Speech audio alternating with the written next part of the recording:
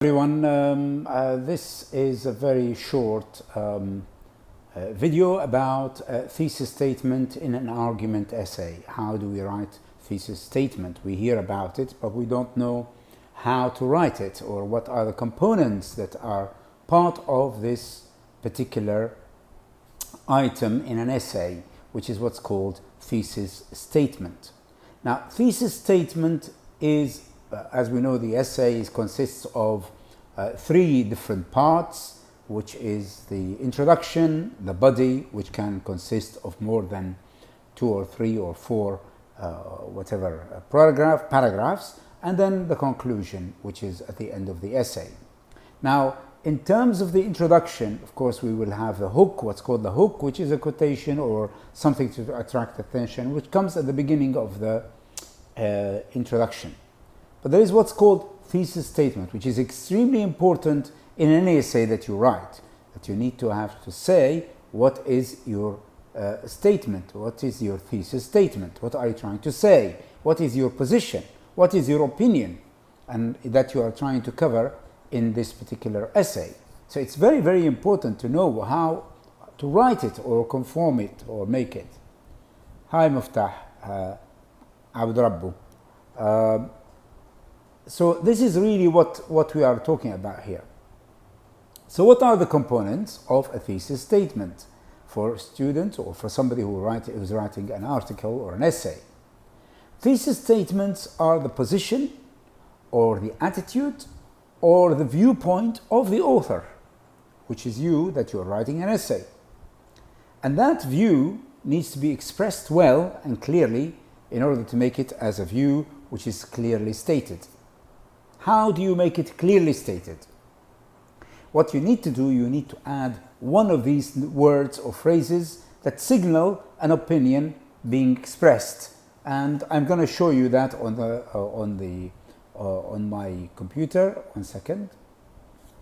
You can see here in my computer, I've written them down, and they are actually, as you can see, they are very clear what they are, which is using some of these modals, if you like, modal verbs, which is should, you should include in it should, or ought to, or need to, or have an obligation to, or finally must.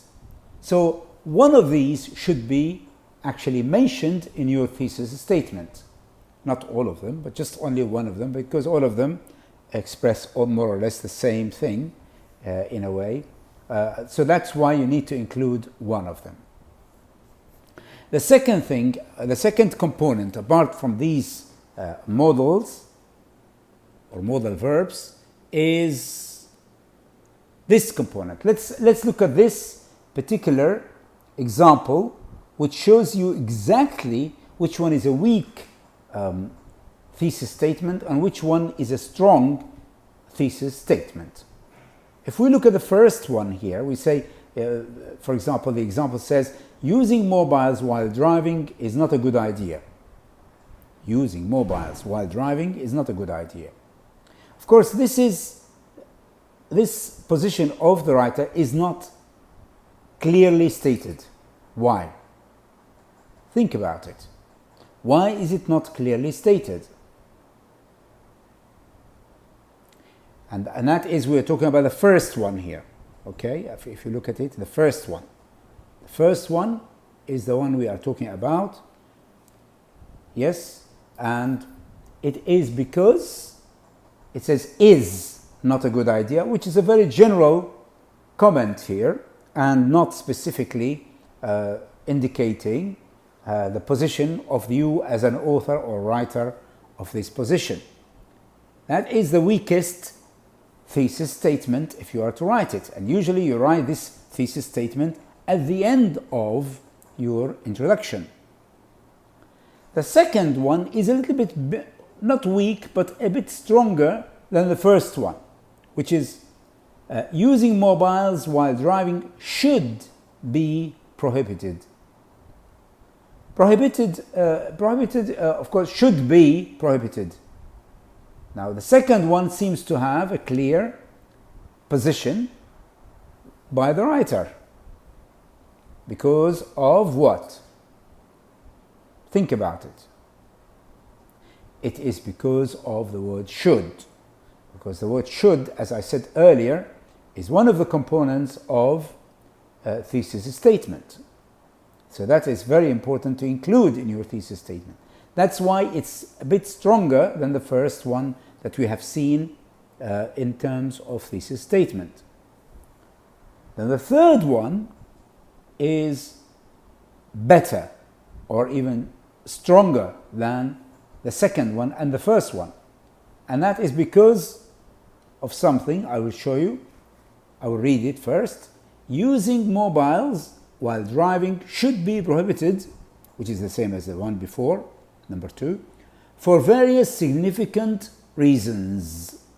For various significant reasons. So here you have made the actual thesis statement a bit clearer, and therefore it is much more appreciated. So number 3, it has got should be prohibited, which is the should, and not is prohibited. And also you've included some reasons, significant reasons, for various reasons. So that makes, so the reasons really are supporting your position as a writer, or your attitude, or your view. So that's why they are, this statement, which is number 3, thesis statement, it's stronger than 2 and 1. For a simple reason, because you have put the word should, which as you can see it's in here, and also you've added some reasons. And these reasons are supporting the writer's position.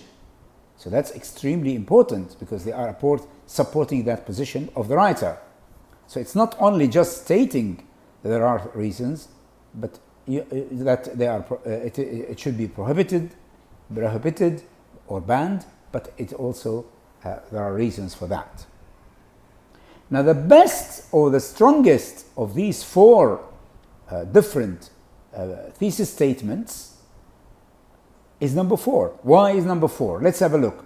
Using mobiles while driving should be prohibited, which is the same as number 3 and number 2, but then because of its dangers to both drivers and pedestrians. And in this one here, what is so special about this one is that you do not only provide reasons, but you are actually even having these reasons supporting you with factors that it will affect drivers and it will affect pedestrians. So you are more elaborate in your thesis statement. And if that is the case, then your thesis statement is much stronger in in number 4 than in number 3. And number 3 is stronger than number 2, and number 2 is stronger than number 1. Well, I hope that these will explain to you what these are all about, what is the thesis statement. As I just said to you, and I'm just going to actually repeat myself here a little bit, is that in a thesis statement, just to summarize, in a thesis statement, you have to have various elements or components that are important in the thesis statement. One is that you should use modal verbs like should, need to, ought to, or have an obligation to, or must. These are important modal verbs.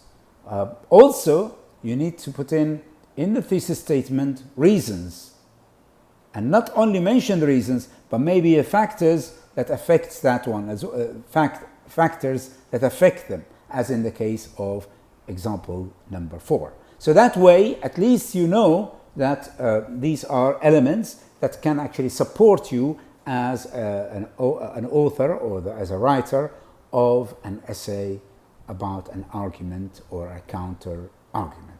I hope that I've explained to you in a very briefly, in a very short period of time, this particular point in question. Have a nice day.